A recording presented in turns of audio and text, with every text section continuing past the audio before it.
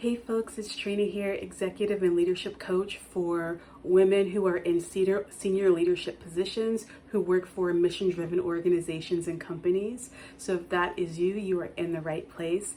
And today we're talking about what happens when you had a restful summer or break or vacation and you get back to work and it doesn't feel like it was enough. And this really ties beautifully into the 7 types of rest, which I'm going to be talking about a little bit today as well.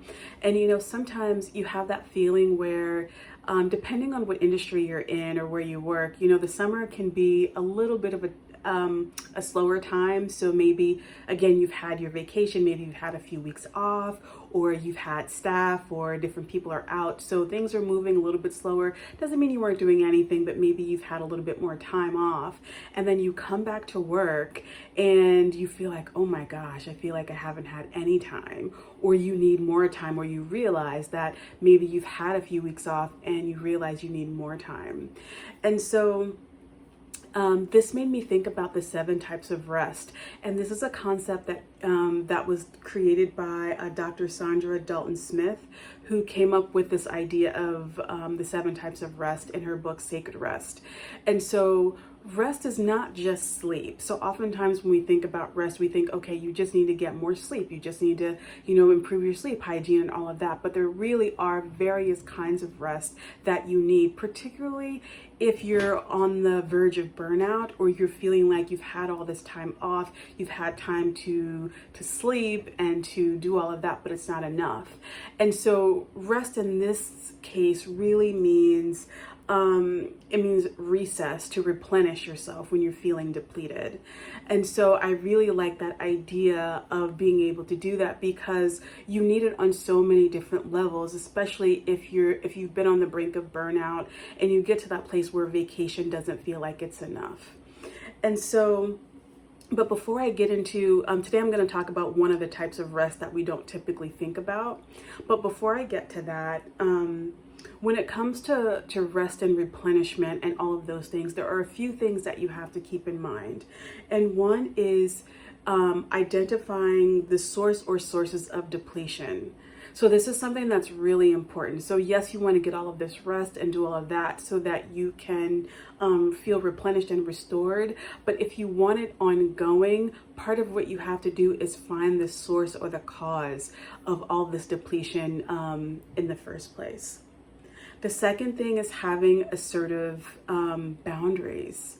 So when you want to be able to maintain the peace that you have, when you're on vacation and all of that, having assertive boundaries is something that is really important. This is something I talk to my clients about all the time.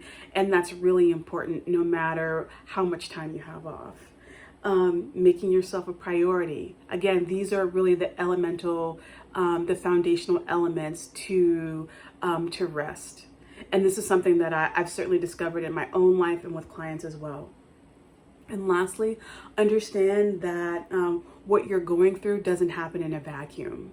So this depletion and all of that you're experiencing, and this rest that you're needing, isn't caused by one thing, and some of that is not completely on you, and some of that has been out of your control, whether that's due to systems and structures where you work or other things. So just knowing that, it's important to understand that.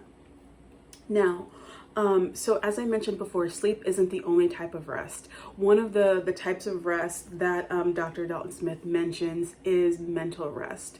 And this is something that is really important if you're the kind of person, and many leaders are, where you're ideating all day, you're thinking of things, you're crunching numbers, you're doing all that stuff all day, and you come home and, maybe your mind is still racing, or you're running a mile a minute.